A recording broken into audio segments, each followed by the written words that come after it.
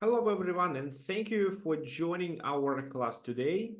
Today we are going to talk about how to create weaknesses into the enemy camp and how to take advantage of these weaknesses. So the topic of the webinar is playing against weaknesses, but I would like to continue with the homework that I provided you last week, because last week we were talking about the Ukrainian variation of Sicilian defense. It's also known as Gotham Sicilian because of two reasons. So first of all, this is what uh, the famous chess blogger Gotham Chess recommends to play in his chessable course. This is what also he plays himself in his blitz games on chess.com.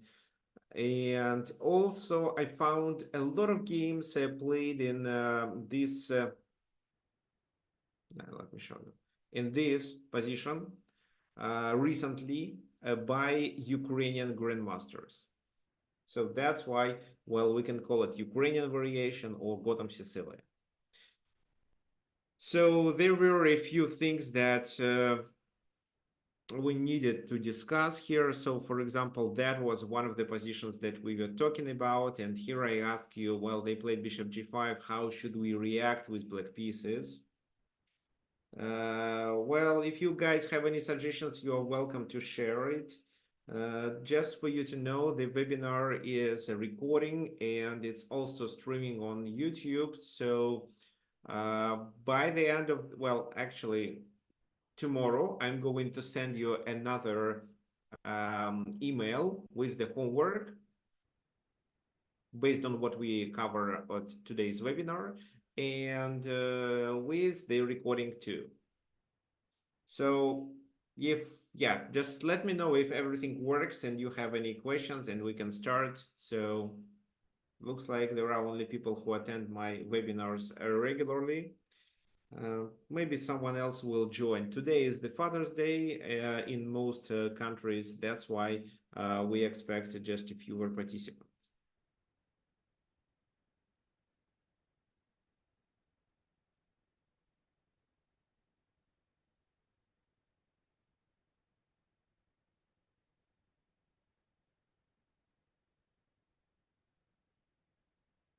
Okay.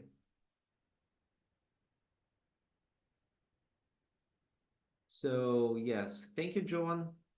Well, yeah, I was also thinking about building a kind of a chess community, and I don't know which where I should do it. So, what do you think if Discord is a good idea? So, if it's possible to create a Discord group and communicate there, like create a Discord channel where we can discuss things that you need to work on to get better. You can share something that happened in your chess games, especially if you don't know how you could react. Well, so what is better to use? Well, we have what? WhatsApp channel, but looks like there are only fewer people there. And there is no possibility for you to share anything, only I can post there. There is a Discord channel that I can create, Facebook group, chess.com club.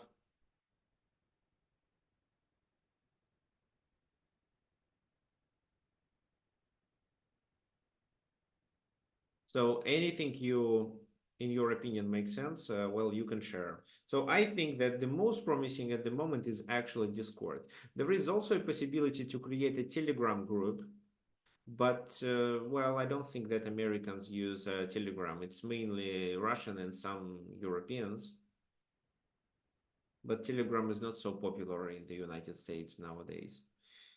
Okay, well, there is a club on chess.com, for example.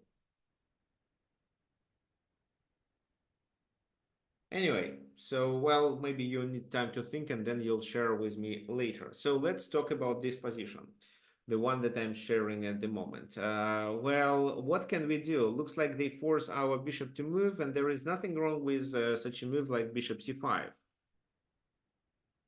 Bishop c5, they probably defended with bishop h4.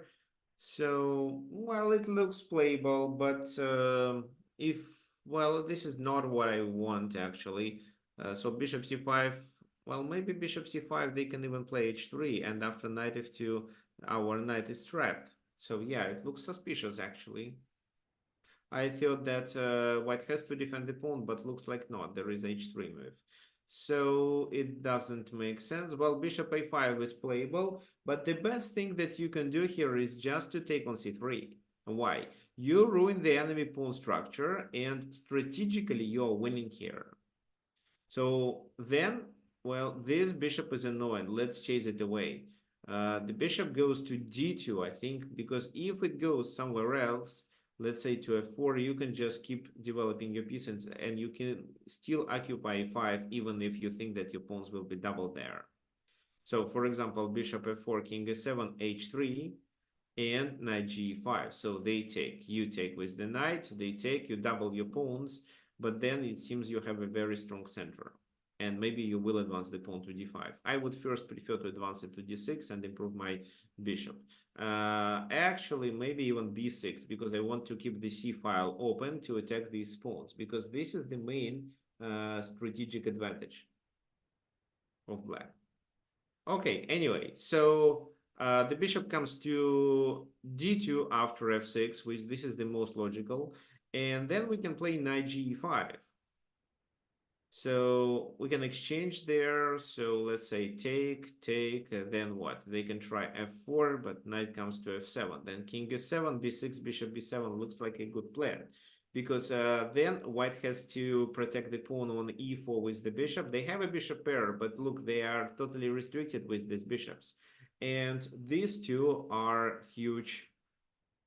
Yeah, this is a huge problem. These two double pawns is a huge problem. Okay, fine. So, well, if knight d4, let's say with the idea of doing this move later, then knight a5 is a super move, which allows you to control the c4 square. So sooner or later, if you want, you can exchange your knight for the bishop and obtain advantage here.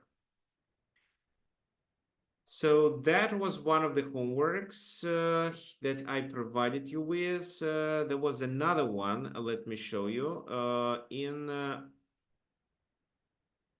Yeah, if you remember, there was this line where I told you that queen c7 is a very nice move. But the alternative to queen c7 is before e takes, b takes, f takes g7, bishop g7. Now it seems they just gain a pawn. And our task is to get enough uh, compensation. So queen f6. They have to stop it with this move. There is no better way. Because, well, knight d4 at least loses a pawn back. So this move, and this is where I asked you how to play. Do you guys have any ideas?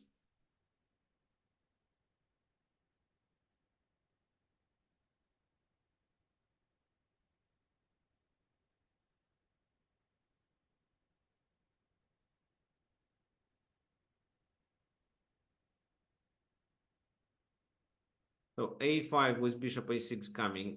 Possible, but seems to be slower than immediate actions that you can take right away.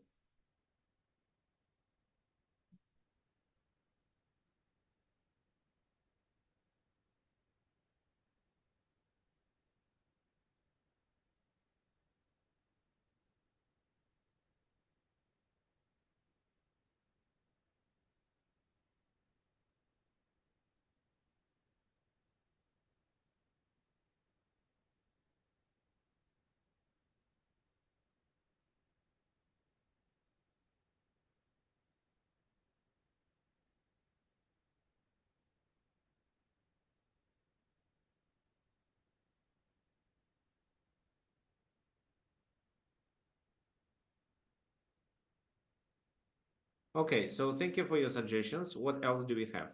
Knight b4 seems good. Then Georgios says no. Well, actually, it does look good. And John also suggests knight b4, queen e4, knight d5. Knight b4, queen e4, knight d5 to not blunder the knight. Or just d5. Well, d5 seems like a blunder. So actually, yeah, knight b4 looks good.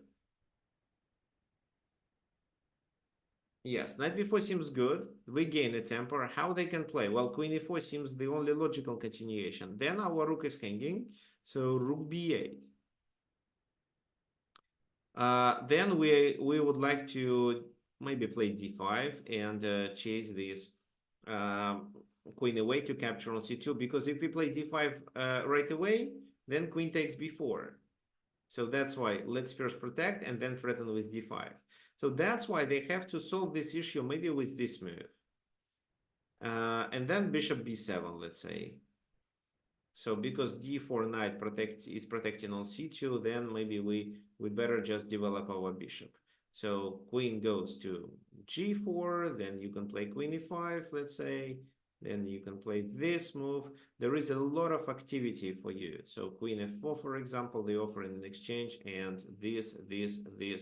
So you are down a pawn, but you have two active pieces. You're about to enter the enemy territory with knight f4. You can also pressure through the C file. So it is considered to be playable. For example, they castle and you just play bishop f4, threatening at the exchange, and this is how you weaken here.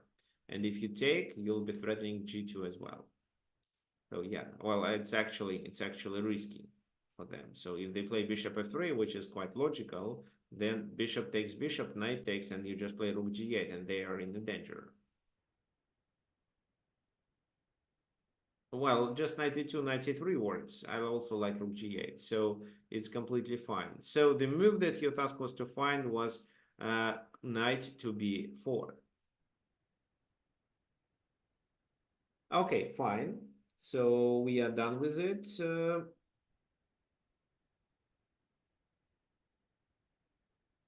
Let's continue. Let's continue and let's talk about our main topic today. So for today, I prepared two games to analyze, one to play and two other as the homework. Let's take a look at this position. Mikhail Botvinnik was playing against Georgy Zhilagi. So what do you think about the position? Maybe you can identify any weaknesses into the enemy camp. We are analyzing it as white. So yes, and while you're thinking, let me tell you something.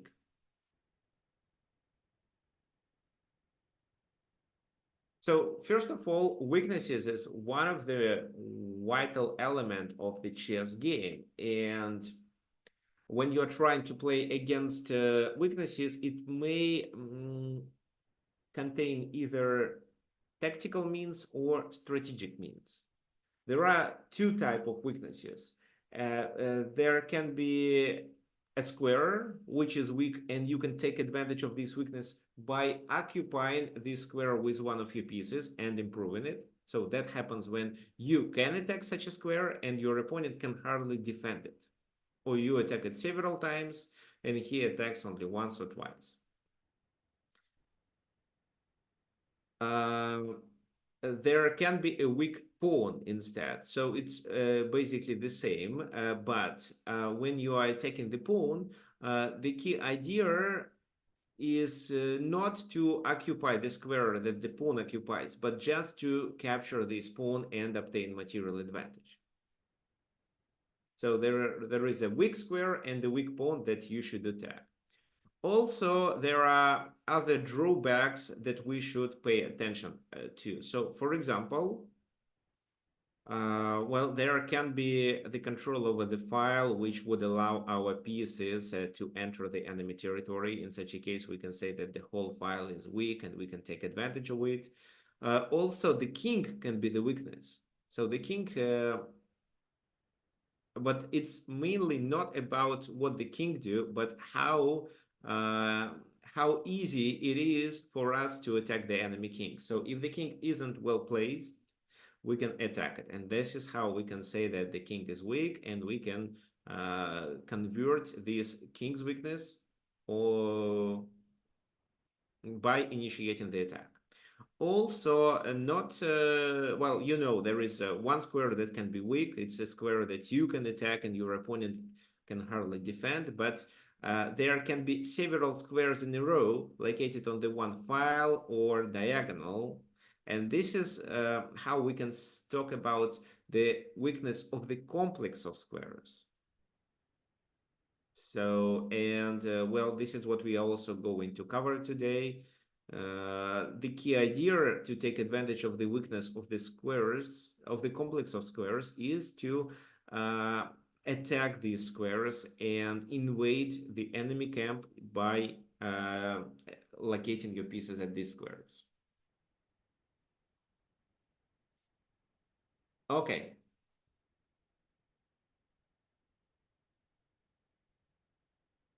so here Peter suggests a5 looks good. Anybody else? A5 looks good, but this move will be played.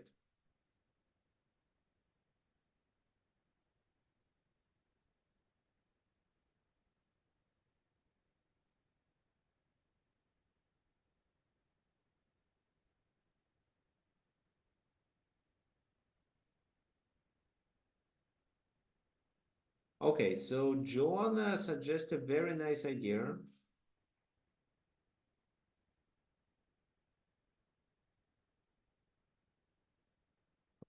I have two Johns. John's Logan and John LeGrand. So, okay. So, have we already identified the weak squares in this position or weaknesses in general?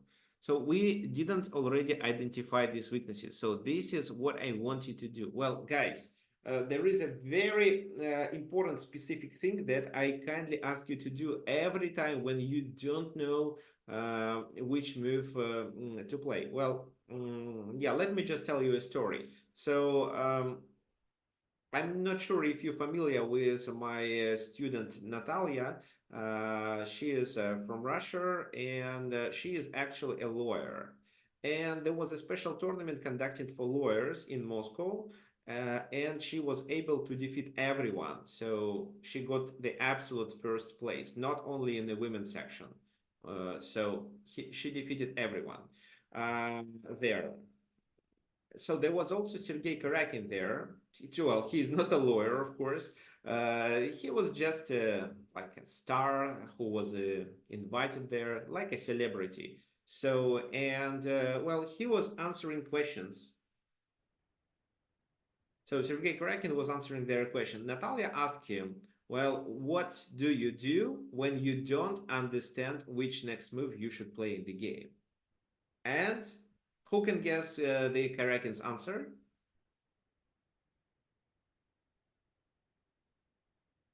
So many of you may think that he says, okay, I'm just playing a waiting move to see what my opponent does. But he answered it well. Unfortunately, well, he answered it. It never happens with me. I always know what to play. Can you guess why? I think, well, it's mainly because of his huge experience in chess. So he's playing so many games, he's so familiar with the pawn structures, and he goes through a certain algorithm every moment he has to play a move, and he even doesn't think that he automatically goes through this algorithm. Which algorithm I'm talking about? Uh, well, every time you don't know what you should do, you need to evaluate the position. You need to decide who is better, but what is more important, because of what you are better. So if you are better because of material advantage, then your plan is obvious. Exchange pieces, pass the game to the end game, and realize your material advantage by making a passed pawn, for example. Um, well, if you have a better placed king, attack the enemy king, right? So, and you understand what you typically should, how you should attack the king. Well, maybe it was a pawn march, but it depends on the position. This pawn march shouldn't weaken your position. Or maybe you bring the pieces to the king side to attack the king. However, usually there are just some very small benefits and drawbacks. So, for example, you could have a better pieces arrangement. So your pieces could be better located. And then in order to play a perfect plan, you should find the best way to coordinate them. Probably you need to open the position. Maybe you just need to open some files. Maybe you need to improve some of your pieces, and then other pieces will be well coordinated. So you need to understand your drawbacks and benefits. So advantages and disadvantages. For example, if we look at this position, we can definitely say that white is better. But what are these factors that tells you that white is better? Well, first of all, it's the control over the center and better pieces arrangement. So look, this bishop is bad. This bishop is somewhat okay. This bishop is nice. So the knight is well placed. But this knight is not a good knight. So these pieces are bad, but all minor pieces of white are relatively good. What else? The center. White controls e4 and d5. Black controls e5 but doesn't control d4 because they cannot set any pieces to d4, because compare it to the black's position, white has the pawn which simply stops it. Black doesn't have such a pawn to stop d5. So d5 and f5 are the squares that you need to occupy. And so here, John Vaughan suggested the idea of doing knight e3 and knight d5, which is quite interesting. But unfortunately, knight e3 fails because of knight f6, and they cover d5. And this exchange won't favor us. So that's why it's too early to play such a maneuver, but we keep it in mind. So we evaluated white is better because better pieces, the control over the center, and maybe a little bit more space on the queen side, which potentially allows us to think about doing a5 and maybe a6, or a5 and maybe b6. But b6 sacrifices the pawn, so that's why you need to think whether you play a6 after a5 or just wait. Okay, so yeah, let me. Okay, so there is another suggestion. Knight. There is also h4 bishop g5 idea to provoke f6, and then knight goes to d6. Well, I don't see how the knight goes to this. Then they exchange on d6. Okay, yes, this is this idea, because if f6 happen, then you may take, and then you can occupy d5 with the bishop, which also does make sense. Well, I'm not sure if you should trade such a knight. This is the only knight, and the best place for the knight is definitely on d5. So if you cannot avoid it, then you have to trade it. What else? Improve your worst piece. Yes, improve your worst piece can be a part of your plan. Well, a6, probably Brian thinks about a5. Well, a5 is definitely a move to consider here. But Winnick swapped on d6 and then repositions the bishop to c4 and d5, like what we are discussing. So Brian also suggests f4.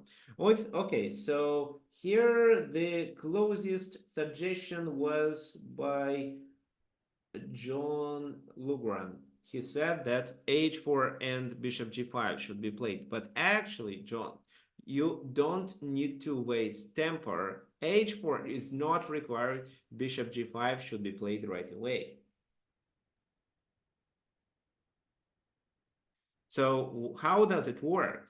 Well, easily, because if queen takes g5, knight d6 provides you with a strong advantage. How does it happen? Well, rook c7 is a blunder, the bishop is trapped. Rook b8, which defends the pawn on b7, doesn't look good because of bishop c4, and this is a weakness. Well, how to defend? Rook f8, maybe? Well, it doesn't look good because at least we can play rook f... Well, which rook to play? Maybe this rook to play, actually.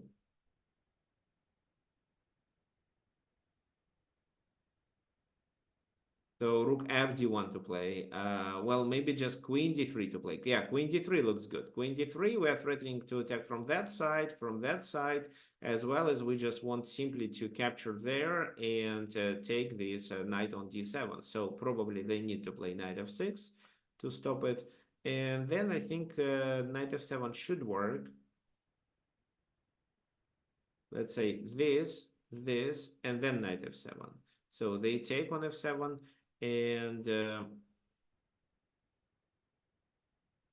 so this, and double attack. So we gain a piece back. We also convert this pin and gain the exchange. Well, yeah, something like that. So bishop g5 means that queen g5 is a blunder. Doing knight f6 is means that we have to stay under the pin for a very long period of time. Then knight e3, knight f5 doesn't work because there is a knight. Knight d5 is a concrete threat because then white can take advantage of the pin. So this knight goes there.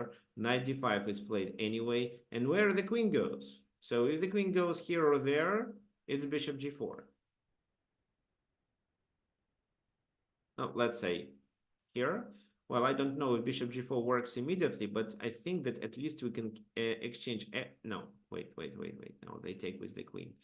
Okay, I think that bishop g4 should work right away. Yes, it works right away because if they take on d8, we take on g4. If they move the knight to the safe place, we take on b6 or escape. So yeah, bishop g4 works. So the queen has to go there, and there is still a pin, and white improve their position. It's also possible to continue with bishop g4 to chase this rook away, and then, sorry. So queen f8, bishop g4, he goes there, and then we can play this move. The bishop is trapped. Very nice. So knight f6 doesn't work. That's why the only logical thing is this, after which this bishop has to move because it's under attack. Bishop e3, and now, yes, it's bishop c4 and bishop d5. Maybe bishop d5 is not required at the moment, but can be played later in case if we need to close the file. So the game continued with this, king goes there. So, what can we say? Well, white is definitely better, and well, their pieces is better, and black pieces are miscoordinated. They don't know what to do.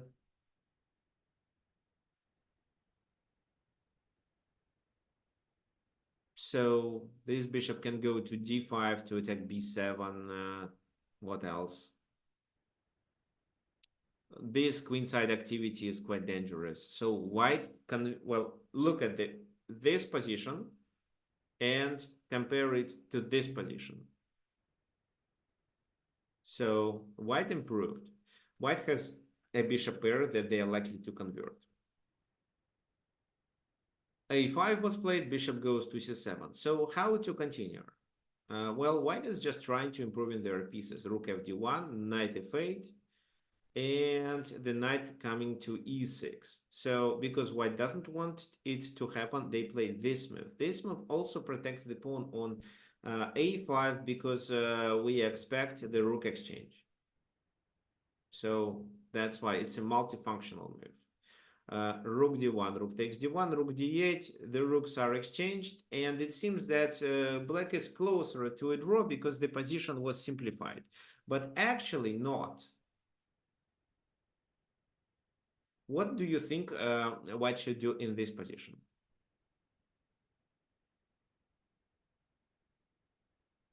There was a certain thing that Botvinnik had in mind.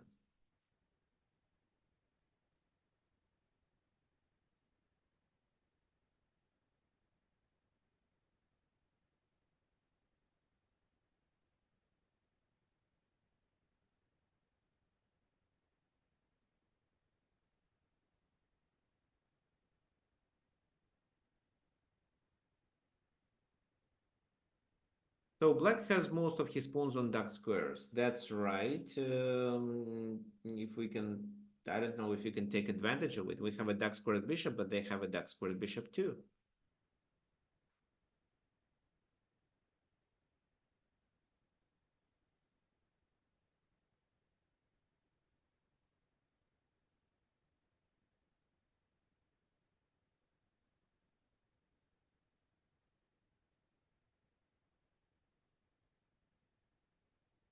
Okay, so I see, guys, your suggestions. So you mainly suggest to play queen a3, but what if just b6? Do you want to enter the enemy camp through the A file? I don't think so, because I think in that case, bishop takes on b6. Why? It looks like the bishop acts as a pawn, right? So it's a big pawn. No, it's not, because there is a possibility to improve this bishop later. Because in this position, The bishop is completely useless. It's even more a pawn than it is on b6. So bishop takes b6, and then potentially there is a weakness on c3. So queen e3 can be played, but it doesn't lead to anything concrete. Any other suggestions?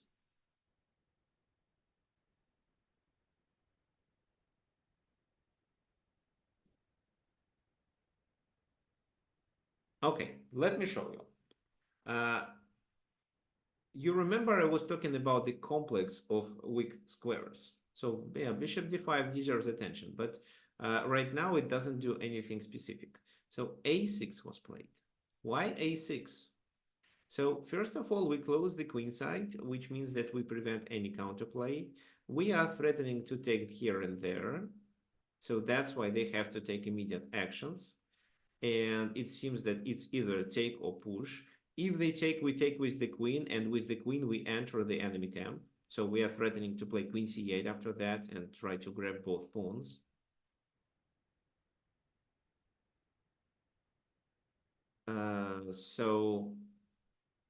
And we can also use the light squares. But it seems that b6 is a better move. And what now?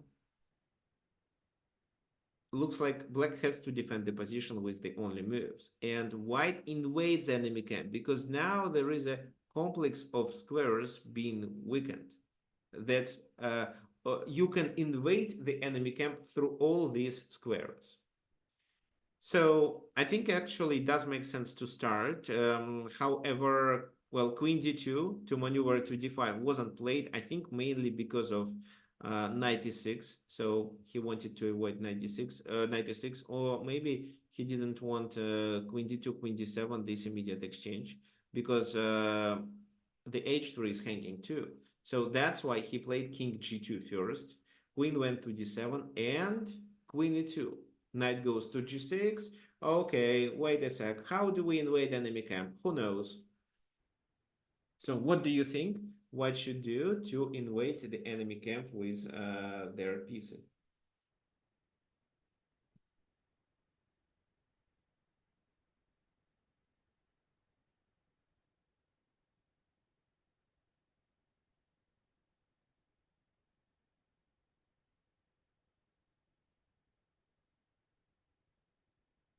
So, so Peter suggests bishop g5. Well, but how does bishop d5 invade enemy camp? Well, you invade with the bishop, but then what? Bishop c6 or h4, h5? It's logical. I agree. So keep it in mind.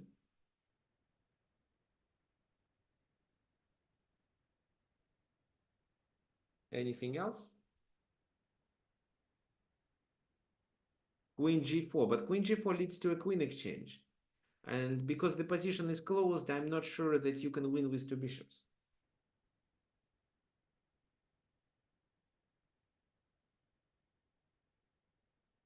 So guys, okay, I see you want to suggest the queen. So when then f4 should be considered, but well, the problem of f4 is that they are not forced to take. So let's say queen g4 or queen d2. Well, let's say I play what, h6. I want to bring the king somewhere. So f4, but they may not take. King h7. If you take, the knight takes, and your position becomes even worse. So you cannot play like that to increase the pressure. There is a pawn on g3. So you can try g5, but it actually doesn't help. They take, you take, and they are completely fine. Let's say knight e7 or knight f8 and king g6. So looks like the position looks like a fortress. But there is one way that you probably missed. We can invade the enemy camp with the queen, and because of that, we play this move to get the queen to c4 and to threaten a dangerous check on g8. Because knight e7, queen c4, the knight is covering it, right? But it still allows us to enter the enemy camp through f7.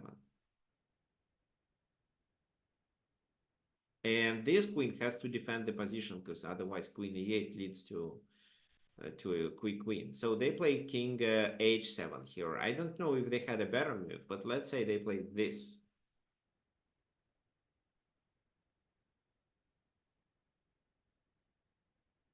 So what do you think we should do? I like bishop e6 move here.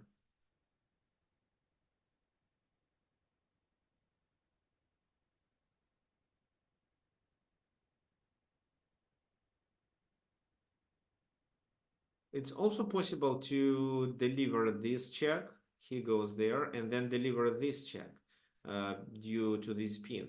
But then the king may escape. He can also escape to h8, and I don't understand the point of doing it. So that's why I would probably play this, because now I want to deliver this check and play this move.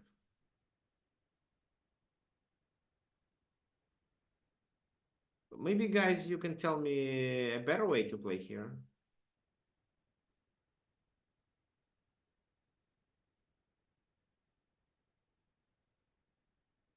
Actually, it seems there is a better way.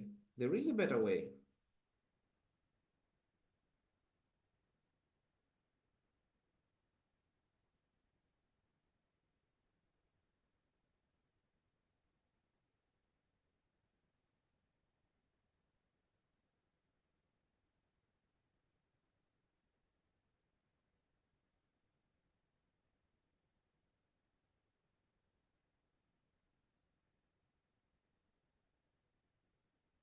No, well, it's fine. Yeah, well, if you want, you can suggest your comments um, not directly, but in the group chat. Because it looks like you have different suggestions. Okay, now g4, g4, then, okay, g4, h4, this. Okay, yes, but it seems that queen f8 still works. This. Then, well, this is a blunder, actually. So king goes there. Then we play this move. No, wait. No, we play there. Then he plays this move. And we can capture on h6. Because if the king takes, it's likely to be a checkmate. I think there is no way to stop this. Well, f5 maybe. Well, it should be a check. Oh, queen g7. Yes, it should be a checkmate. And if knight g6, we just take with the pawn. Yes, it's a winning position. So bishop h6 works here. And if they take with the pawn, then queen f7, king goes there. Then what? Queen f6 or queen e8? Well, queen f6. Queen f6. Queen f6. King h7. And we just gain a queen, right? Yeah. Okay, perfect. So maybe it was because queen d6 is so bad move. But how to play? Well, yeah, I have no ideas. That's why king h7 was played, which doesn't change anything. Then bishop c4 to prevent the invasion of the queen on d3. Queen d6 was played. Well, it seems now queen f8 doesn't work because it's not a check. So h4, queen d1, queen e8. Now we are threatening with a checkmate in 4. So it's h5. And then it's bishop f7 and bishop g6. Knight takes, pawn takes, checkmate. So that's why they need to take some action. So they play f5. I think h5 still is a good idea here.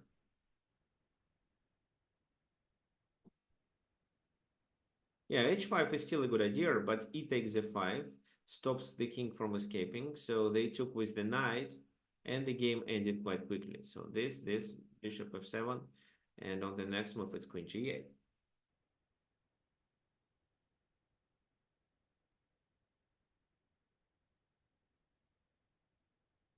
So that's the end. Let's repeat it. Let's repeat the main idea.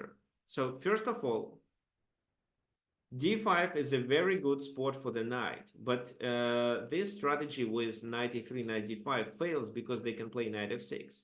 That's the reason why bishop g5 was played, because this is just a simple tactics. If queen takes, knight takes d6, and white wins because of the concrete weaknesses in the enemy camp. So that's why f6 is a must. And then we would love to play this, but the bishop is hanging, so we go there.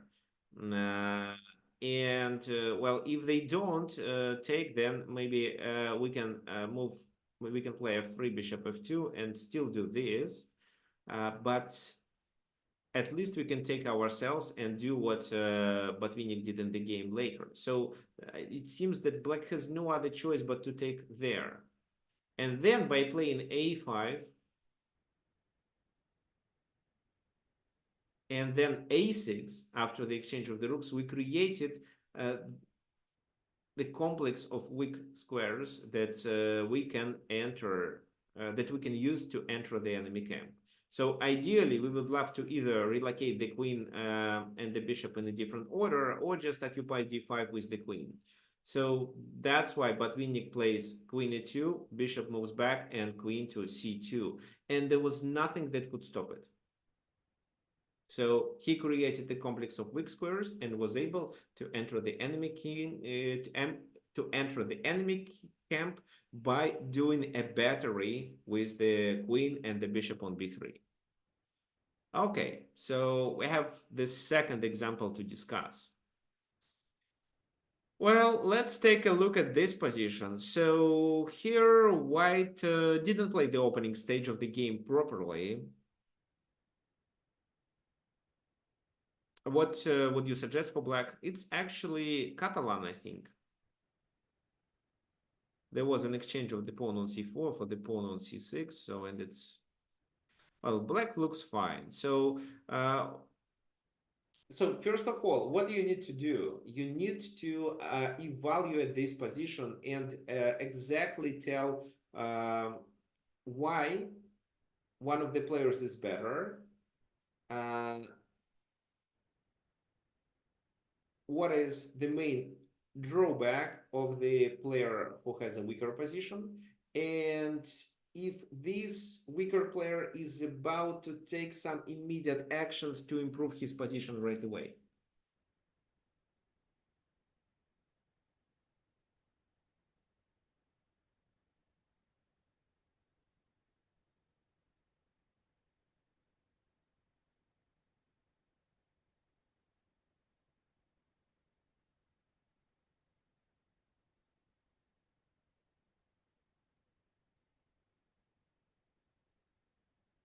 So what are your suggestions?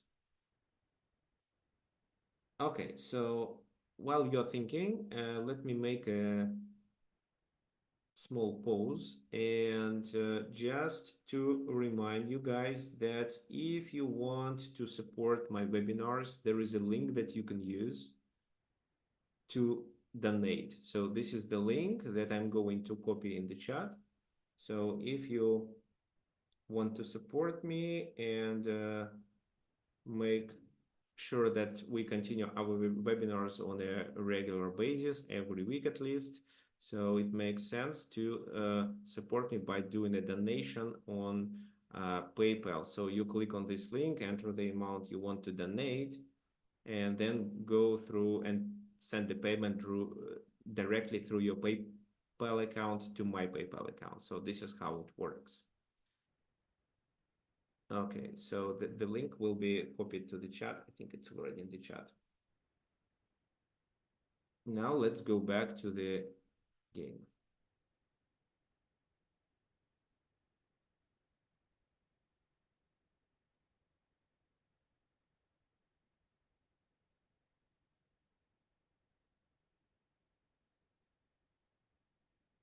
So what do we have? There are several suggestions.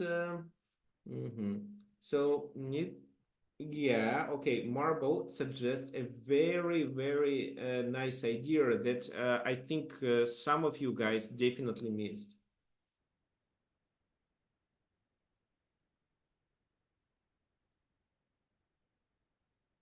Okay, so Peter, yeah, so thank you for promoting my chessable course, Evaluate Before You Calculate. Yes, it's about the evaluation of the position and based on it, you are looking for the lines you should play. But it's more practical. It's more about calculation rather than strategic way of realizing weaknesses. However, from that course, you can learn that your plan should be based on the evaluation. So, right. So here we are just looking. My calculation course that is published on Chessable covers the the 7 criteria algorithm, which allows you to evaluate the position properly. But it's this course is about calculation more. So the next chapters are mainly what techniques to use to calculate, what mistakes to avoid, and so on.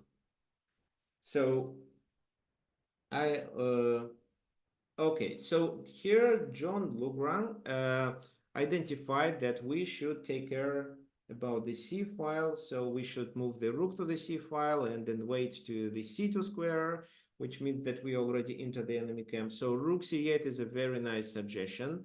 Well, which rook? The A or the F, actually? But I think, guys, you are missing what Marble told us. White is about to play e4. Let me do the analysis uh, myself. So, well, here, black is definitely better. More space, better pieces, the control over the C file. These pieces are almost out of the place of action. The bishop is attacking the pawn, which is several times protected. The knight is not doing anything. It can go there, but even on e5, the knight is not really doing much. But if they play e4, they are likely to open their bishop, as well as exchange our potentially active knight on f6. So that's why we shouldn't let them play e4. This is the way they can equalize the position. That's why the first move we need to play is queen b6 to make e4 a blunder. Because if you play rook fc8, then after e4, you are likely to experience issues because of this diagonal. You can play rook ac8, but it's still e4, and he improves the bishop on g2. So when you are trying to evaluate the position and you take a decision which plan to initiate based on the weaknesses of your opponent, think about what he gonna do on the very next move and what potential plan he may initiate. Okay, so that's why queen b6. Now the pawn is hanging. They have to play either this or e3. By playing e3, they potentially weaken the d3. But I think with this move, they also realize that the bishop is useless here. So the bishop should move to f1. So rook ac8, bishop f1. Now what? Let's enter the enemy camp, but not with the queen, because this queen is more active than this one. So rook c6 with the idea to double. Bishop a6, queen a6. So the queen can operate through this diagonal. Maybe d3, maybe e2 if the rook moves away. So here, there's several squares are weak, and knight f3 was played. Rook fc8. Well, this move doesn't make sense because it's rook c2 already. That's why queen b3. Well, there is no rush. Knight e4. This move may stop bishop d2. Well, for example, if now bishop d2, then rook comes to c2. And if the bishop goes somewhere, it's rook f2 simply. Or maybe knight f2.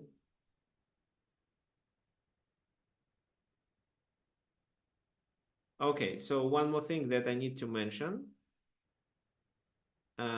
So Peter just told us about it, that if we don't play this, but play this and they play e4, well, we may not take. Let's say we play this move, but the problem is that this is a pin. So the bishop on e7 is hanging, so we cannot even take with the knight because bishop takes. We can gain the pawn there, but then the position becomes open, and this guy with these two bishops can benefit of it. Now let's continue from our prospect. So knight e4 was played, knight d2. So, well, to take on d2 means to improve their bishop. That's why we just invade the enemy camp. Knight takes e4, d takes e4. It's not a big problem to double these pawns.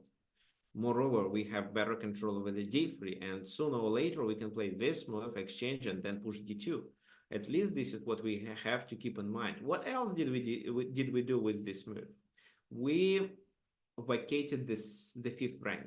So if we somehow decide to focus on the kingside attack, it will be easier for us to transfer our major pieces through that file. Well, I'm mainly talking about the queen, like queen a5 or queen b5, then queen h5. But it can be also a rook transfer with this operation, in case if we decide to initiate the attack on the king side. But you should understand that there are some preconditions for the king side attack. For example, the enemy king's position can be compromised, or you have the material majority on the king side, you have more space there, or you see that the enemy pieces are focused on the queen side and you can quicker move your pieces to the king side. So this is exactly what happened in this game. So white continued with a3, trying to improve their position, but in fact they are not even threatening to take on b4. And what now? Well, doing something like that, which first came to my mind, is interesting. But then how to play? Because d2, bishop d2. It still seems to be a losing position, but I don't see how black wins immediately. Because, well, they definitely cannot take because they lose the bishop. But, well, they can probably bring the king. How white can progress? So this is what I don't see. Well, queen b5 could make sense with the idea to improve the rook like that. But then f4 should be played sooner or later. And actually, instead of f4, there is, well, looks like this and these are the moves that win the game. But can you suggest anything for white in this position?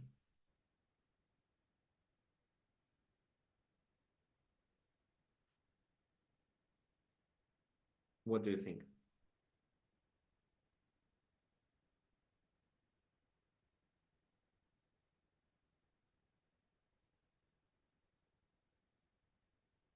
No, sorry. In that earlier position, if black had taken on a3. Yeah, we will talk about it a little bit later. I see the question in the chat. So just let's talk about this position, then we'll go back to the analysis of b takes a3. So, okay, so there are some suggestions. Okay.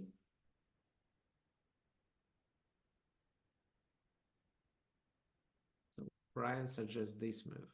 Well,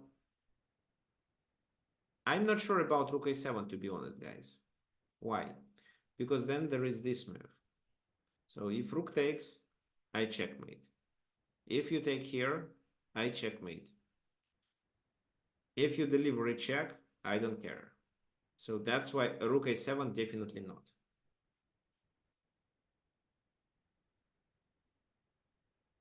But there is a move rook a5, which attacks the queen. Well, you may say it's not a big issue. Let's move the queen to f3 and let's do this at the very next move. Right, but they can sacrifice the exchange. And they have already one pawn as a compensation. And we are not sure, I'm not sure that black succeeds with the kingside attack here. So, but white gets a clear plan. So they do this, they advance the pawn and get a passed pawn. So that's why e5 you're black, and I would have such a strong advantage. I wouldn't do this because I don't want them to sacrifice the exchange and close the c file for me. Well, okay, so let's talk about b takes a3 and b takes a3. Yeah, well, after... Yeah, I actually think that white has to take, because what else white can do? No, let me just play a random move. And then it takes here, rook a6. No, it doesn't make sense. But it can be queen d3 this time. Why? Because the queen is hanging on b3, so if they exchange, we are threatening with two threats simultaneously. So that's why taking on a3 is a must. But then we can use the c3 square, right, Peter? So did you want to bring this rook or the other rook to c3? The rook on 8. So the eighth rank. Okay, so this rook. So queen b8. Well, I think bishop f8 is the suggestion. But, why do you think it's so beneficial for you to open the b file? Because in my opinion, actually, well, you cannot take on a3. And probably the bishop gets more space. Maybe they want to do this move. Maybe they want to do this, actually, to take advantage of the pin. So that's why, well, I doubt that the B file should be open. Well, what's your opinion? Do you have any better suggestions for black here?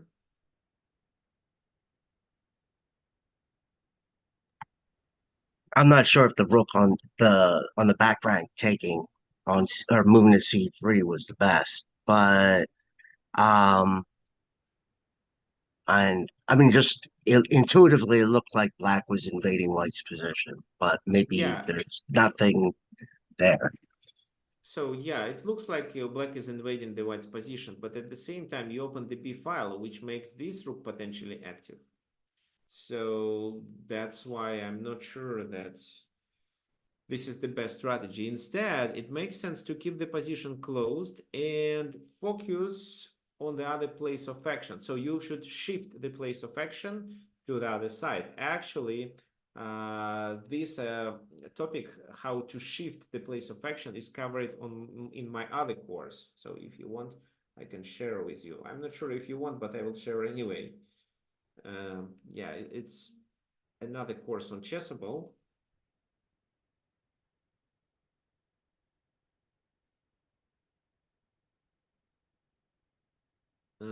Yeah, actually, soon there will be my new course, Improve Your Tactical Vision, probably with a different title, but it will be.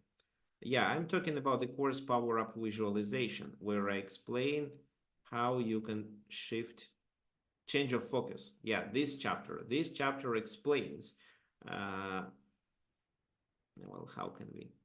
Yeah, let's say we can take a look at this position.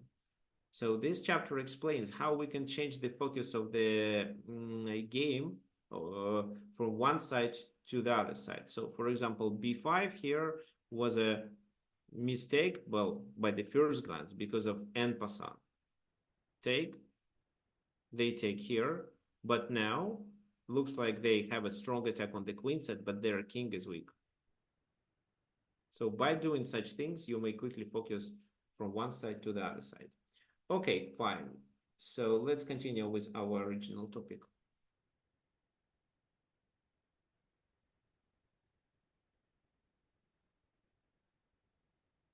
Here we are.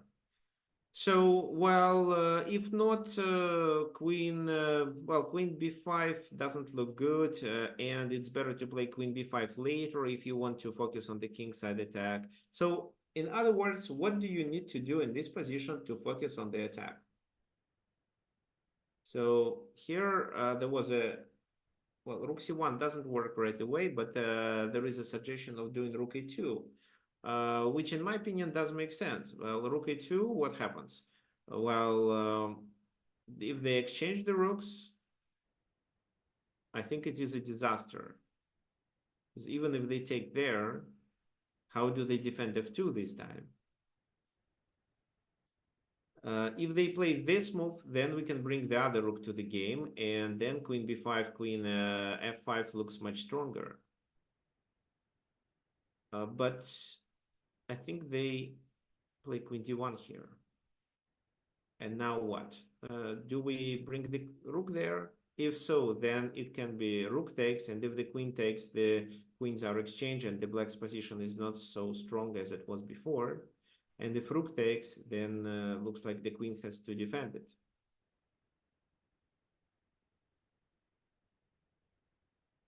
So they cannot play this move because they blunder too much. But, well, maybe a b3 can be played. So I'm not sure if this is winning for black. Okay, so not rook e2. Well, in the game, black focused on the king side attack here. They played h5, which is a very nice idea. Well, white reacted with d5 to stop the queen's invasion and maybe to open the position more. So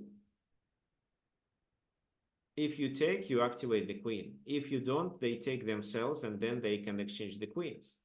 So what to play? Rook 8 to c4, blocking the queen.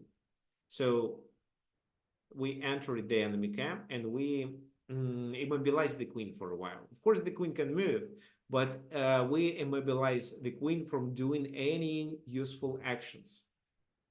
So rook d1, he takes d5, and if they take, they lose on c1. That's why bishop d2, they're trying to improve the bishop and maybe attack this pawn. They're threatening with a discovered attack. But queen f6. The focus comes to the other side of the board. b2 is hanging.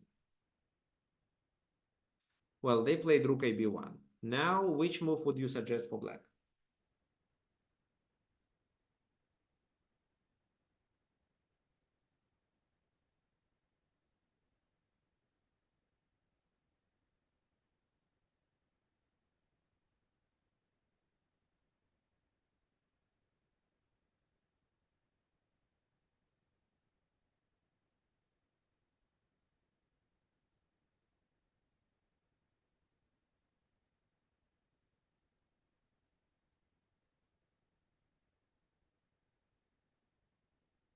Okay, guys, I think you are suggesting a very nice idea. Yes, you all are right. There are two ways to take advantage. So some of you suggested queen f3, some of you suggested h4. That's right. So both moves work. For example, queen f3. Let's say they play h4 themselves to stop it. Then you can play bishop d6 and simply sacrifice your bishop, which provides you with a strong attack. So for example, well, I don't know what to play. No, let me take the pawn because I don't see anything else. Then you take, pawn takes, queen takes. So king h1, let's say, and simply rook c6. So this is enough. Well, you may take, you may not. If the queen d5, then you have to take.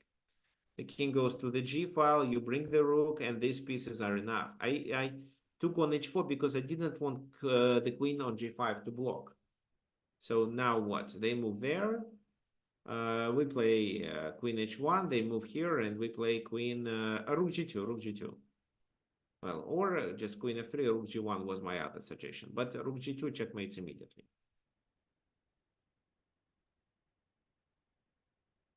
So h4 was played in the game.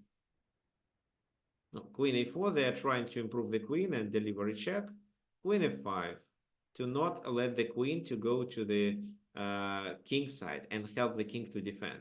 Queen takes a7, bishop goes to f8 to save the bishop. Queen goes to b8. Well, what do you think white has in mind by doing this move? And which move black should play because of that?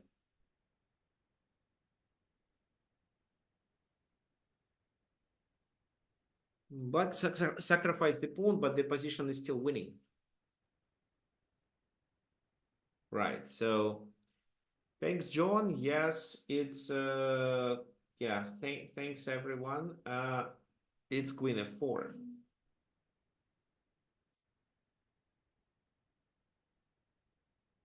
Queen f4. There was nothing that white could do with their rooks. Because if, let's say, instead of queen a4, here they try to exchange the rooks, nobody cares.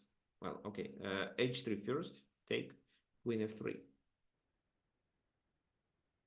You can escape, probably, right? Okay, okay, so if so, I'm gonna take, well, which rook? If you do this rook, I take here, actually. And this is how I gain a piece. If you do this rook, then I still take here. So maybe bishop b4 works. But after bishop f4, I already win with queen f2. No, there was nothing they could do with the rooks. So queen b8 with queen f4. That's why g5. G takes h4, G takes h4. Well, queen f4. Well, I would play queen h5, and on the next move I would do this with a decisive attack. But here, Mark Taimanov decided just to exchange the queens. So, and pass the game to this absolutely winning endgame. Why this endgame is absolutely winning? Because of these 2 pawns. So d4, they are passed pawns. b3, rook c6, they can take on b4, but these pawns are not dangerous. f5, e4 is protected, and the game is over. They played a few more moves just for you to see how to realize this advantage. There was a rook exchange. The rook comes here. Rook b2 attacking this. Well, rook b3, rook c8, and now we cannot take on b4 because there is a pin on the back rank, right? So rook b1, and well, now if let's say they play king f1, it's d3 threatening with d2.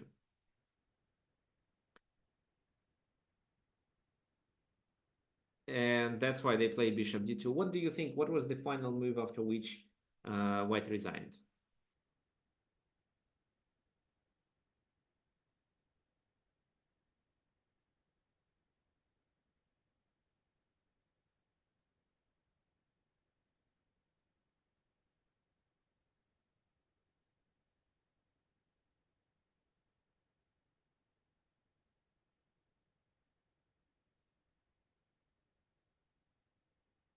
So rook b2 is too early.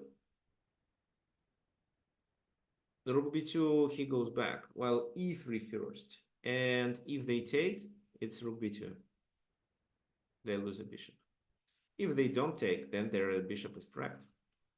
So this is how the game ended. It wasn't the best way, but Taimanov thought that this is the simplest way to realize that advantage in the endgame because of 2 passed pawns. What I actually want you to learn from this game is that by invading the enemy camp and occupying the squares which were weak into the enemy territory, you paralyzed the white's pieces activity. And because of that, his pieces were stuck, and you could just shift the place of action to the king side and take advantage of the complex of weak squares on that side. Okay, so there was a suggestion by Peter. How about a plan of rook d1 followed by rook d2 to get rid of this rook on c2? Okay, so probably Peter is talking about something like that. Every time this is played, there is a bishop hanging, so it's not possible. If I'm mistaken, Peter, just correct me and tell me where exactly you want to play rook d2.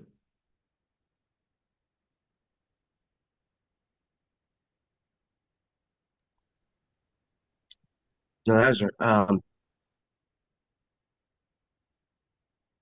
So it's right. That's right. But yeah, Okay. white bad. Okay. Okay, fine. So now we come to the last part of our class. We will start with the analysis of this game. And from a certain point, I want you to play the position against me. So let's again take a look at the position. Well, you may say the bishop is better than the knight, but not in this position. This bishop is completely restricted. That's why we can say that white has a better pawn structure, and the white knight is better placed than the bishop. However, there is the black's position is quite solid and looks like a fortress. That's why your task is to come up with a plan which allows you to take advantage of the enemy weaknesses. So the first weakness is definitely e6, but the other one should be created on the queen side.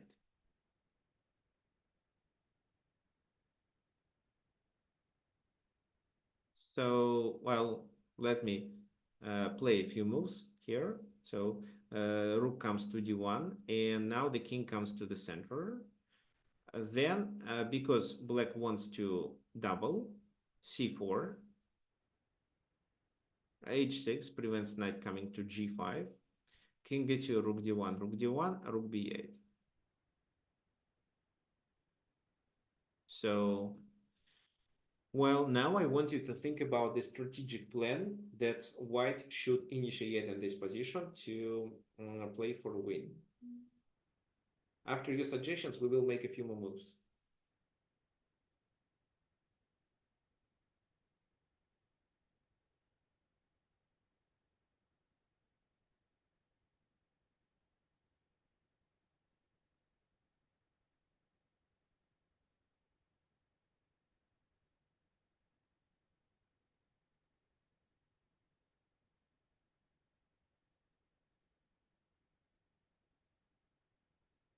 Okay, so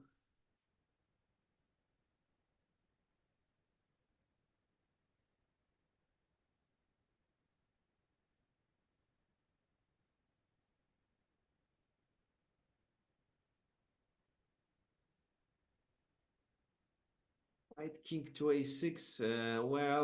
Yeah, it's looks like, well, it's definitely a long way. Okay, so there is a4 to restrict b5, but I don't think that we should be afraid of b5. Brian suggests doing this. So let me explain the idea that Brian had in mind and why b5 isn't a good idea. So let's say, okay, so in the game it was played rook d3, but let's say this b5, knight c5. What then? So take, check. Now they have to move here or there to defend the knight, but if this move, it's knight e6. So that's why it's actually this move. Then let's play, what do we play? Let's play this. King goes to f5, and I think there is a checkmate here with g4 at the very next move, or with this. And the bishop is also hanging, so probably rook b2 is a check, but I don't care. I can avoid checks by moving the king on g2. Well, and now I'm threatening with g4, so you can probably play rook b2, but this time I play rook f7. Well, maybe you just play g6 to escape with the king, but then I take here and g4 is still a threat. And of course, I'm already winning because of extra knight. So that's why the b5 move is not such a big problem, because then c5 is a weakness and there is a way to invade the enemy camp. So they just played bishop h8 as a waiting move after rook d3. But what was the point of rook d3? Okay, I'll show you. a4, not to stop b5, but with something else. Rook b3, king d7, and a5. So to undermine this pawn, if they take, then rook b5 at least, and both pawns are weak. That's why black here played king c6 to support the pawn on b6. And this is the position that I want you to play with white pieces. So I want you to realize this positional advantage. Remember, this is one weakness. Your task is to create the second weakness. And your second weakness can be almost anything. It can be a weak pawn, a weak square. It can be a pass pawn on the other side of the board. It can be your piece activity on that other side. So, okay. Well, let me share my screen. And I'm going to make a challenge. So, play.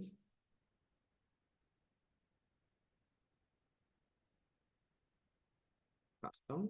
So it's not standard, but it's custom position. So 15 plus 10. Here, Fien, and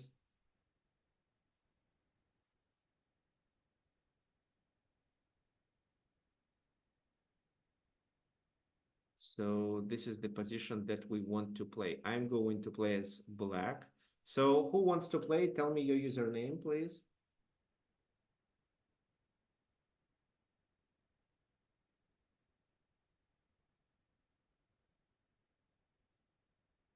Okay, so we have several. Well, yeah. Okay, please enter and I will challenge you. Oh, I can actually use invite link also and post it here. I think it works.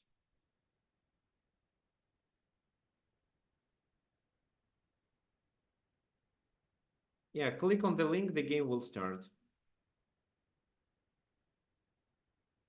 But do not forget to make the first moves during the first 30 or 40 seconds.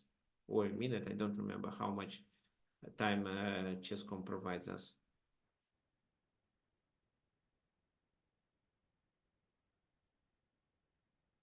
Okay. So, Georgios, can you please click on the link that I pasted in the chat? Okay, 8 takes b6. Thank you. g4. Okay, g4 looks interesting. Well, let me think about the bishop.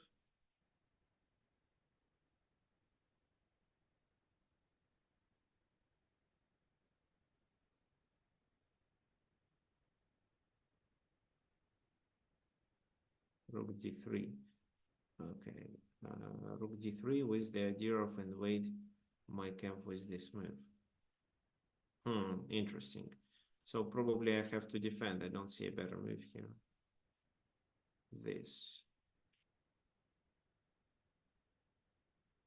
Well, I don't know. Let me just play rook c7. This one, a6. Okay, then I do this move, rook b5. I don't really see the point. So let me do this move, rook d6, king c7.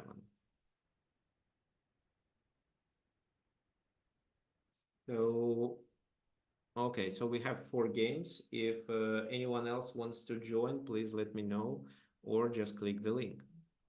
Okay, king d2. So, okay, parallax, yes.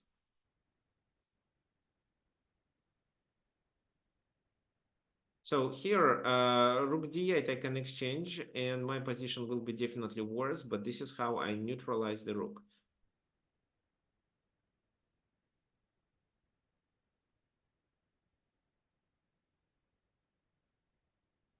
Rook goes to d3, so this is a must. Rook b5.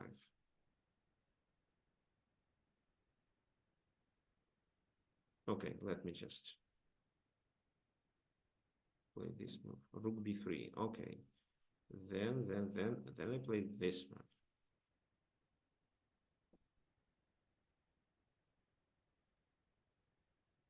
move. Knight c3. So the knight probably goes to b5.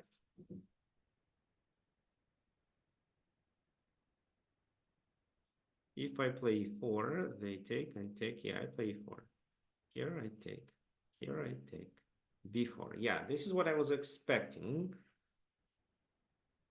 So let me decide what is better, to take or not to take. If not to take, then I have to play this move. But I actually think that I should take. Because if I play this, let's say pawn takes, bishop takes, knight takes, pawn takes, and if rook b7, I can play rook d7, right? Actually, yes, it's right. But I think it's better if I take, because this is how my bishop becomes more active. Okay, king c3. So we exchanged the rooks. So king c7, knight e4. Okay, then I take on b2. Rook a3. Let's pass the game to the end game. Okay, fine. Rook b4. Let me activate the bishop. b4.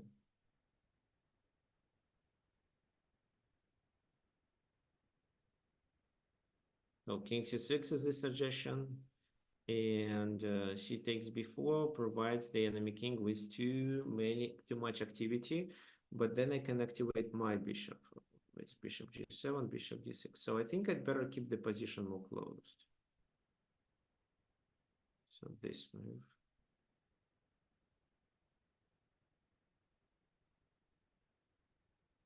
I would love to invade the enemy camp, but I don't see such an opportunity at the moment. So, okay, let me just play a random move.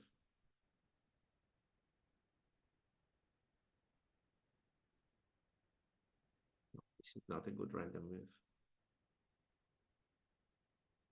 This is a random move. Bishop d2.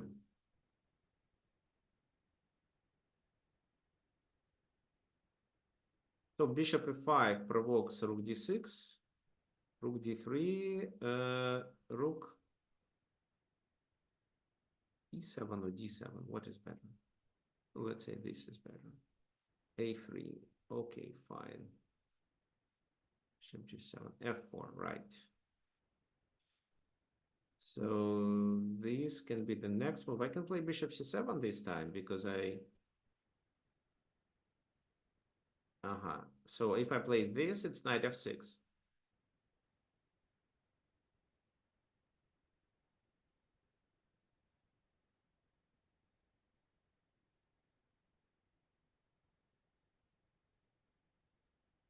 Yeah, let me play this. So knight f6 doesn't look like a danger. g3.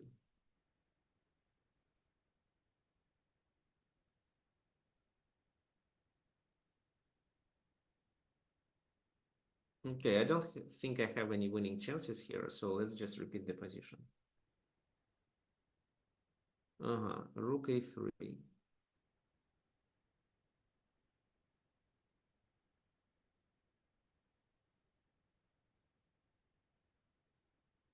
b7. Knight goes to b5. And if I play e5, the knight goes to d5. I don't think it's possible at the moment. So let me play this.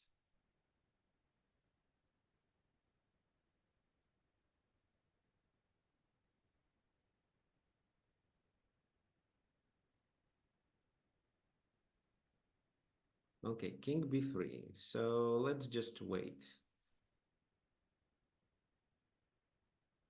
Knight c3. What was the idea of knight c3? Knight b5 maybe.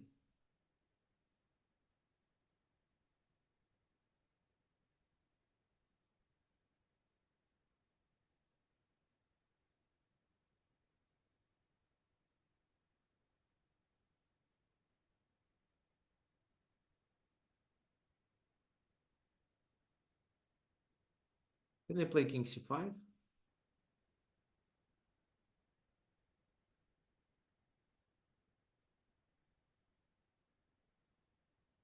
This is a good move actually. I underestimated it, but let's anyway.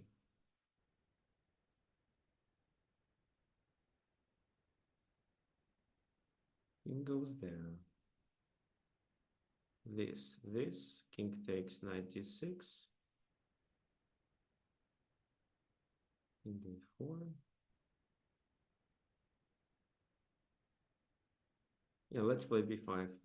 Okay, this move. Then let's create a pin and try to take advantage of this pin. Okay, let's do this move. King f3 in this position. Now, what I like about king f3 move is that this move allows me to enter the enemy camp.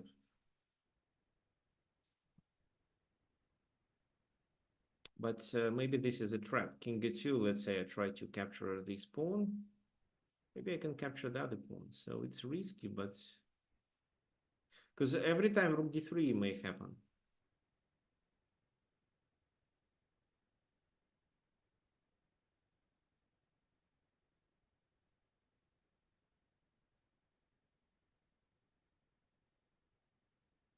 I do this, king e2, I do this, rook d3 attacking my here, then king c7, rook invades d6, I take on h4. No, I don't like it. Okay, so what I can do is just to deliver a check and bring the rook back. b5, fine. So this pawn can be attacked only with this maneuver. So I'm fine with it. Where to move the king? To c7.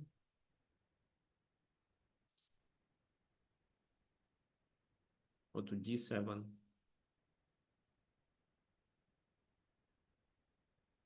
King goes there. Okay. Then rook goes back. 95. Yeah, I was expecting it. So for here, I prepared.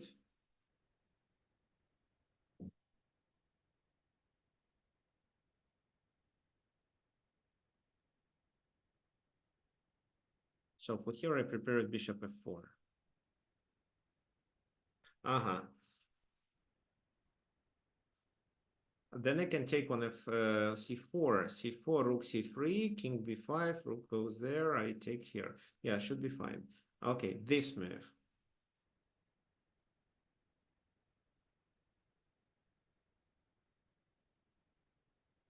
So maybe this.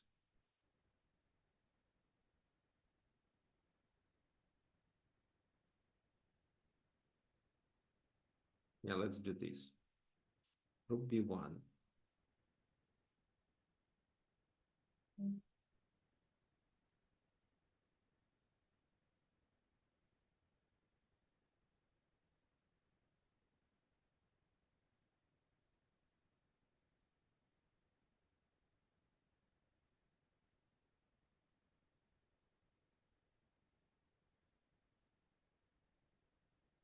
No, knight c5 is a threat.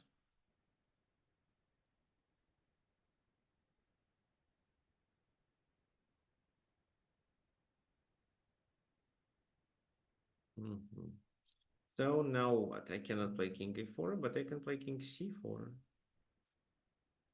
g3 I take. Uh-huh.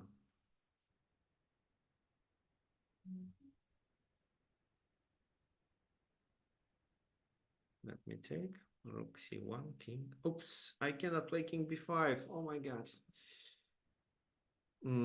That was a blunder. So king b4.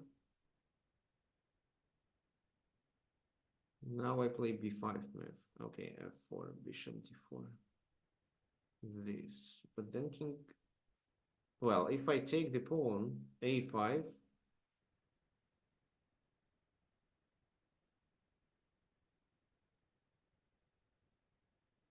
So bishop f6, a6, bishop d8, a7. Okay. Nice. What I can do here instead. So king c3, a5, king goes there. And then after a6, I do this, then go here, but I still a7. Okay. So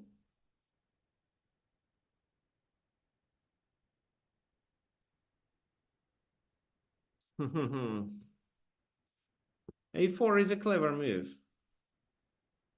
So bishop f6, a5, bishop d8, a6, bishop b6. So this is how I need to play.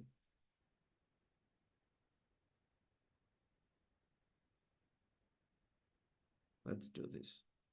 Rook c7.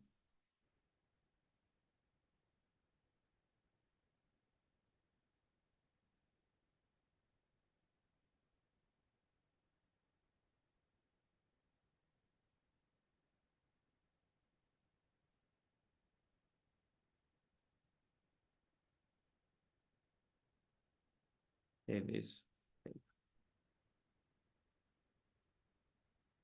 Okay, so we can repeat the position. This move. So preparing for f5. But I can first do this move.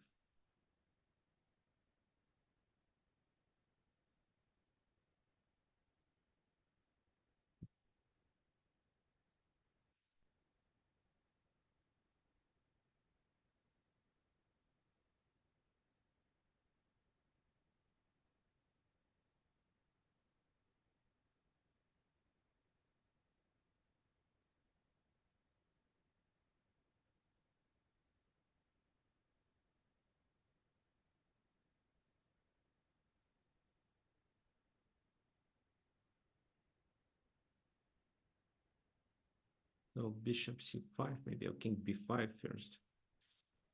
Okay, rook goes to d7.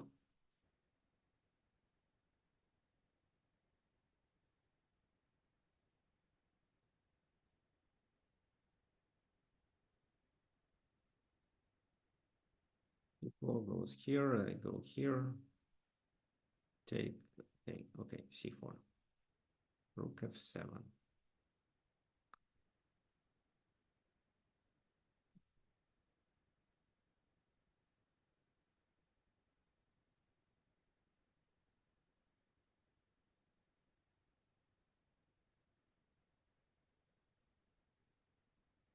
So bishop b4 is an idea. A7.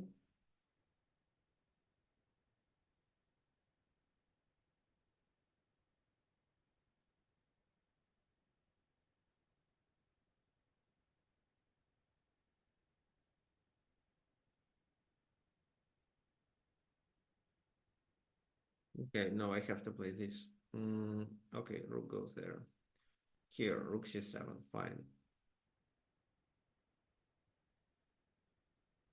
Well, it should be a draw.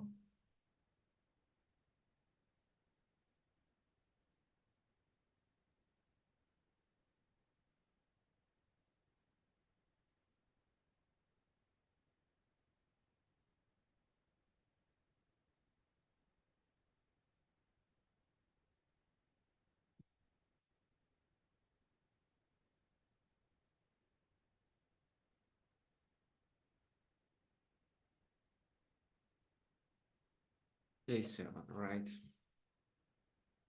So king c6 here.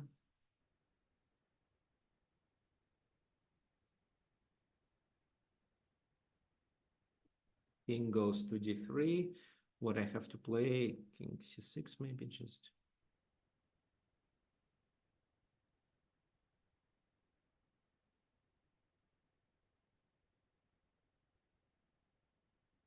Check.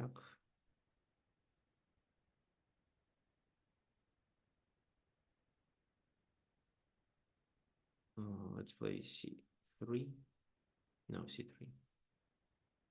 c3. King d2. So e5 does make sense. b3, b5. No, I don't want b5. So I want to actually offer a draw here. King c4, knight d6.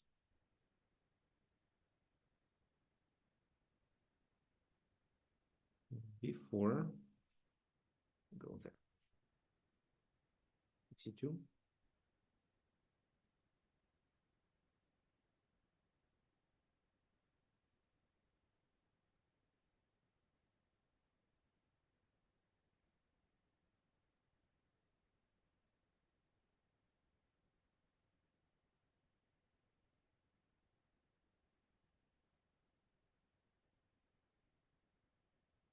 g5. Okay, immobilizing my pawns. Okay. Knight goes there. h6 is vulnerable.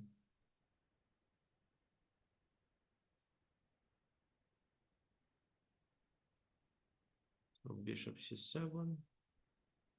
Bishop f6 maybe. Bishop f6. Because then knight h6. Well, the knight can go to g8. Okay, bishop f6. Here.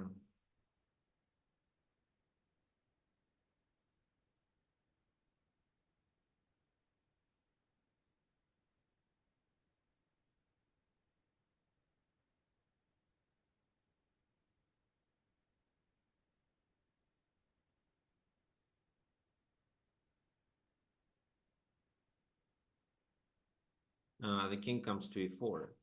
So that's the point.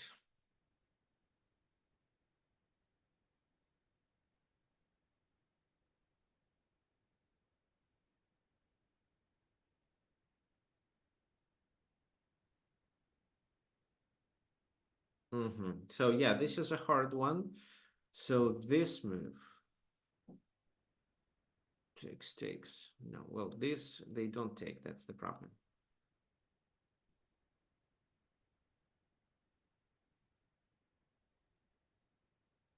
Okay, it seems that I have to bring the king closer.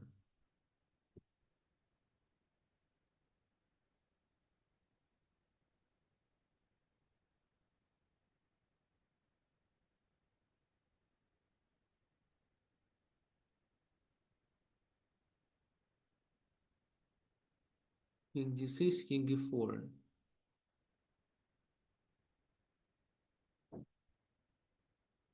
Seven. Okay, let's play king d6. Okay, rook f6 now. So I may take or I may not. I may continue with this king move, but then they take my bishop. So I take, they take. So it's better to take. Maybe I can deliver a check instead, if it does make any sense. Looks like not. Okay, let's take. Rook c7. Okay, so here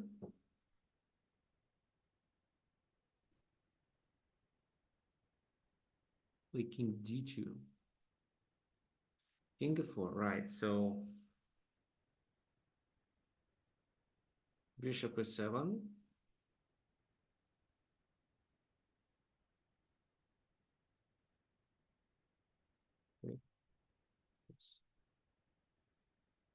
King c1. Knight d6. No, let me take the pawn. King f6.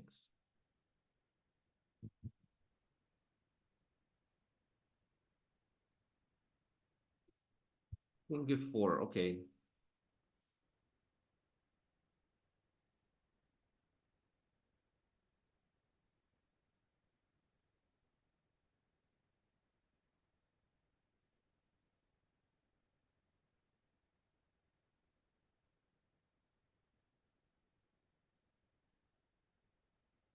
So h5 doesn't make much sense. The pawn is still a weakness. So king d5. Knight goes there. What's the purpose? The purpose is a Zugzwang.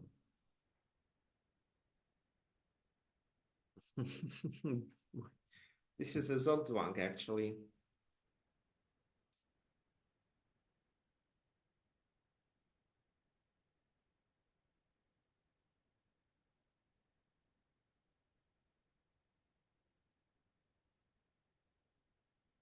So if I play with this move, which is logical, then it's knight f8, and I lose the pawn on g6. If I play with the king, I lose on e5.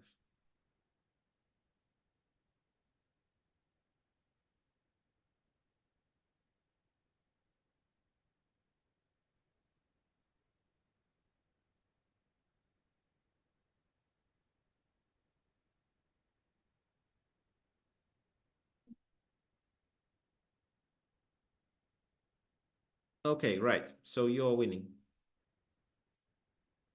The next one.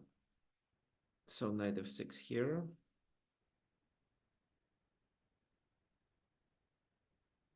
King c4. Okay, so this, but then I can check on d8. This move, king stops my pawn. Well, I can do this move. Rook h6.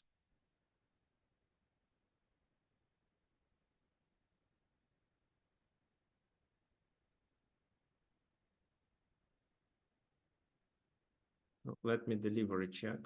King c4. Okay, then I have e4. Knight goes there.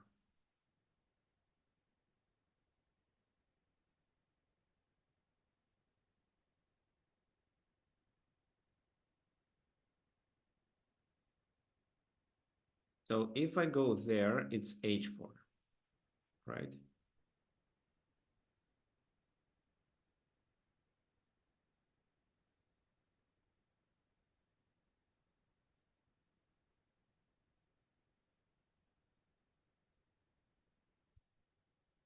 Yeah, the king's position is really good.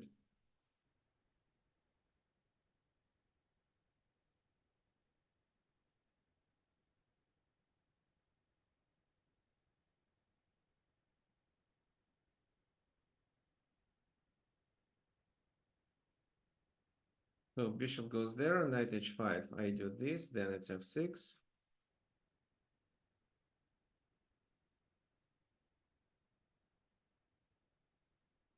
And it doesn't work.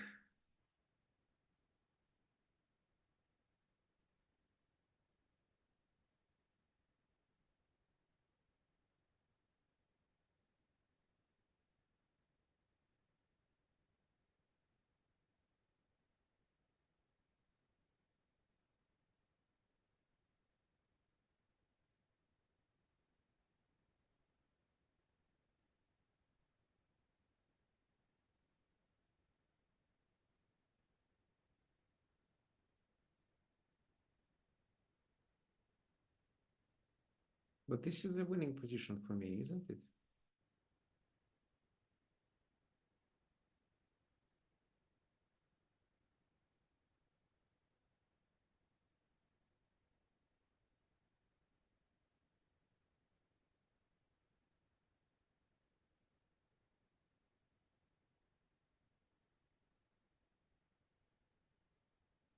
Mm-hmm. So I cannot bring the king to here because it's a blunder. Okay, guys, today you play really well, or maybe my position was so bad already. So I can play rook here to defend the pawn, I think.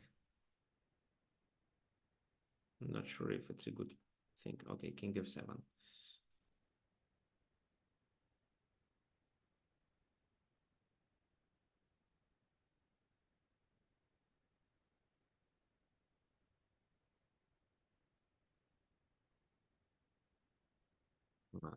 This is an issue. Rook c8 is a problem. So I have to play this. Oh, this is not a good move at all, actually. Okay.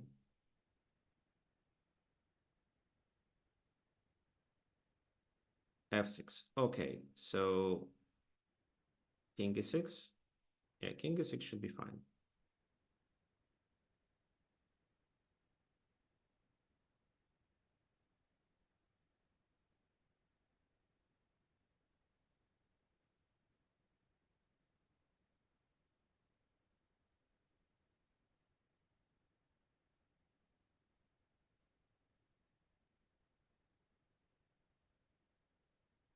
So I cannot play this move, unfortunately, because then rook goes there. So I have to play bishop d6 only.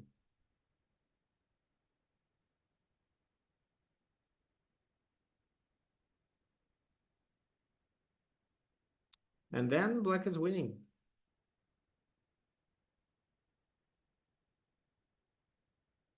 Okay, take. So before 94, so I have to take.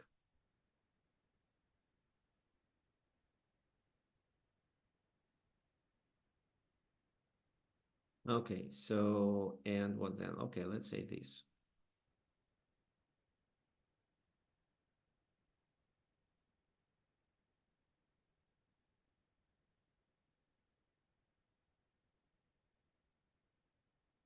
Well, yes, it's losing. The plan is obvious. The king comes here, then white starts advancing the h-pawn, so I'm losing here.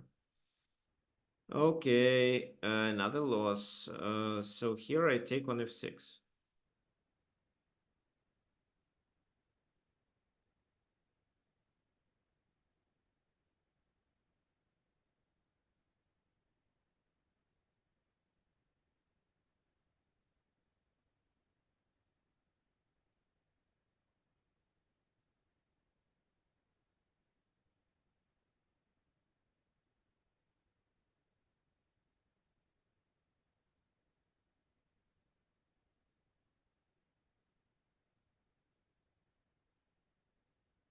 So this is the plan.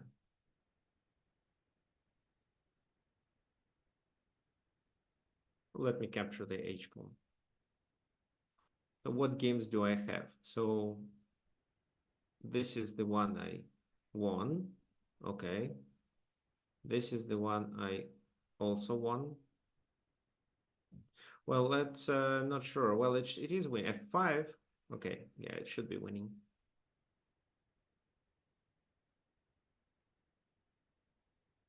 So that game was parallax. So f5, c1. Okay, he plays this. I play that move to stop b6. And it's probably a draw too.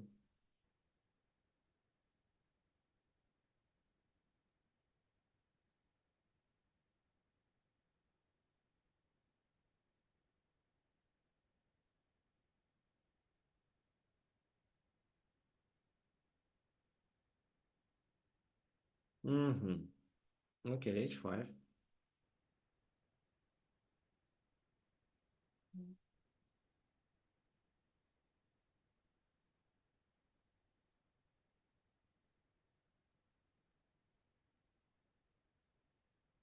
So what to play? Let's calculate. It's interesting. Mm, so probably I need to start with h4. Then knight b6, and this is where I need to calculate. So knight b6, I can play. So I take king takes. I play, let's say, king g2, king a7, h3, b6, h2, b7, h1, and we promote simultaneously. Then I can play a check and exchange the queens.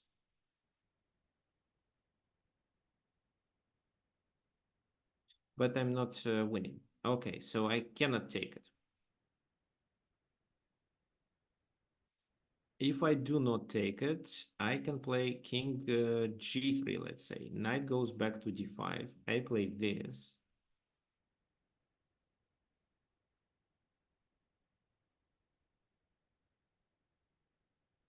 Oh, actually, knight king goes here, knight here, this move. Knight goes to 3. So actually it is a draw and I have to accept it.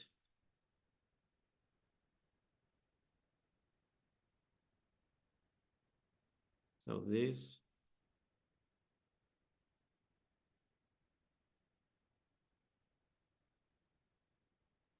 This.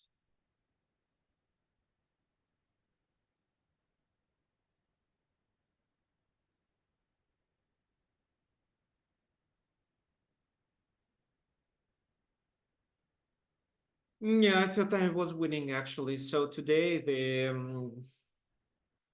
my score isn't so good.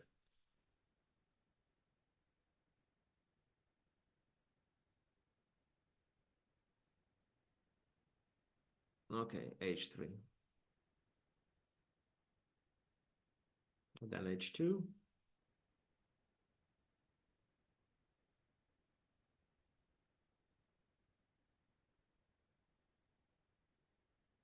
So we promote simultaneously. White has extra pawn.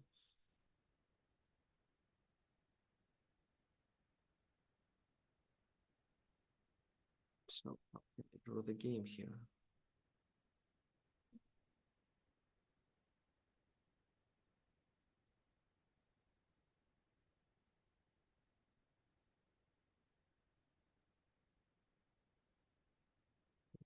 This check.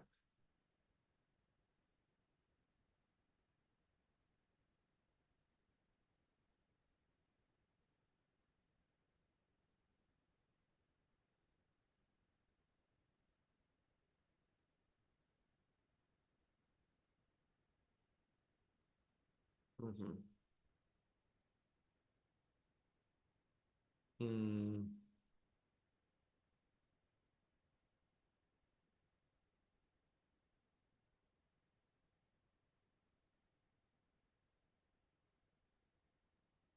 I want to come closer.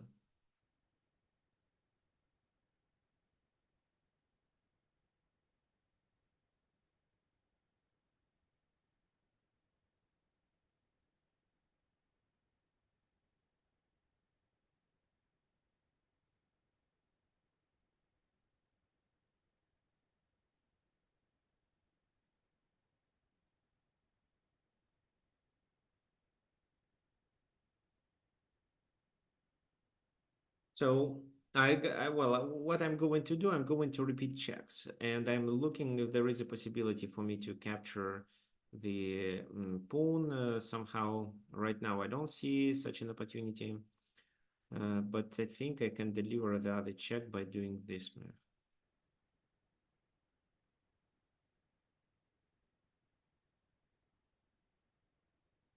Right. Well, if I exchange, I lose, right? So king here, c5, this. Well, yeah, so I lose. So let's deliver another check.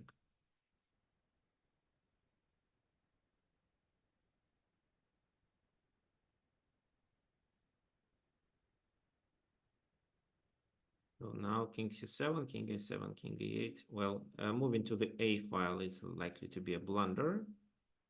Okay, so yeah, let's agree to a draw. Fine. So guys, you played well actually. Unfortunately, today we don't have time to analyze your games, but I think that it makes sense for us to look at the original game. To look at the game that Alexander Aleking played against Max Yubi. And from that game, I'm sure you can realize the winning plan because all you did it in the wrong way. What was the point of doing all this stuff? The point is to open the A file and enter the A file. So you should do it immediately because you may not get the second chance. I think only one player did it. I don't remember who exactly, but yeah, so you should take, and after that you control the A file. And because of the rook here, there is no knight d6. So bishop g7 and the rook invades the enemy camp. Rook c7, but this rook is still active. This is the second weakness because the rook comes and the second type of the advantage is that this rook is able to activate black weaknesses, and there is no counterplay for black here. So rook e7 defending here, but rook c8 check, the king goes somewhere, and rook g8, king c6. Looks it's fine, right? But now let's advance the pawn on the king side. This king c7, g4, king goes back, so king d3, check, king goes here. So rook f7, this is not hanging because of the well-placed knight, b3, king c7, king d3. Now the king goes back. Now this knight can go to c3, and g5 was played. So h takes g5, h takes g5, king went to c6, and the knight goes there to vacate the square for the king. So some of you did this move, king e4, they found this idea. Knight b5, rook goes back to e7. So the rook has to stay and protect this bishop, and the bishop has to stay and protect the pawn. Otherwise, the game is over. f3, king d7, and that was Zugzwang. So rook b8 attacking here. King here, check. So this is not an opportunity because of this move. The king goes there. But then rook c7. Why rook c7? Well, not because we want to exchange the rooks. It's because we want to attack two weaknesses. So the king goes to the back rank and rook c6. So this and these are weaknesses. Now one of the pawns is lost. In the game, Max Huey played this move, and after rook e6, the game was over. So now they have no ideas of how to protect g6. So the key idea was to invade the enemy camp through the a file and get the king to e4. So many of you did it. What? Yeah. What was the computer rating for at that startup? Because I bet White had a big advantage. White had a big advantage, right? So let's see, +3 and 4. 3.4. Okay. 3.4, right? So which year this game was played? Okay, 1922.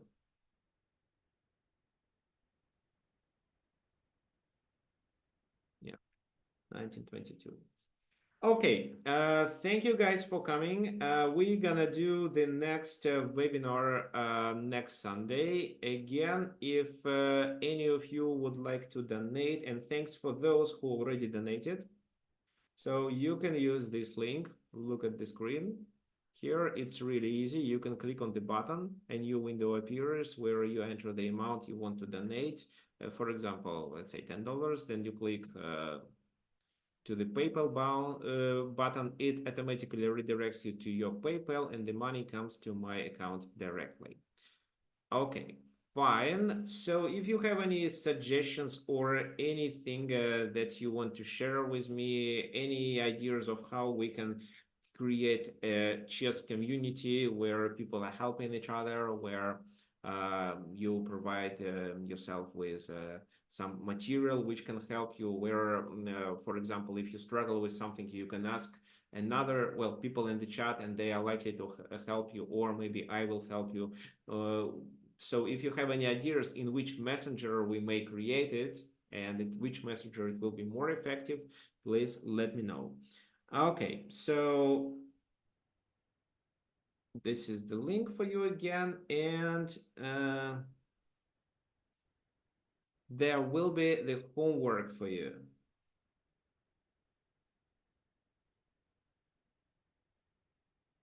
So the homework for you will be these two games. So this position, where I want you to start from the very beginning, and this game where I want you to start after this move. So f5 was played, bishop c4, and this is where I want you to continue for white to take advantage of the black's weaknesses. So that is the homework. I'm going to send you the PDF tomorrow. Okay, fine, guys. See you next Sunday, same time. Any ideas, any suggestions, you can send it to tricksofchess@gmail.com. So, see you next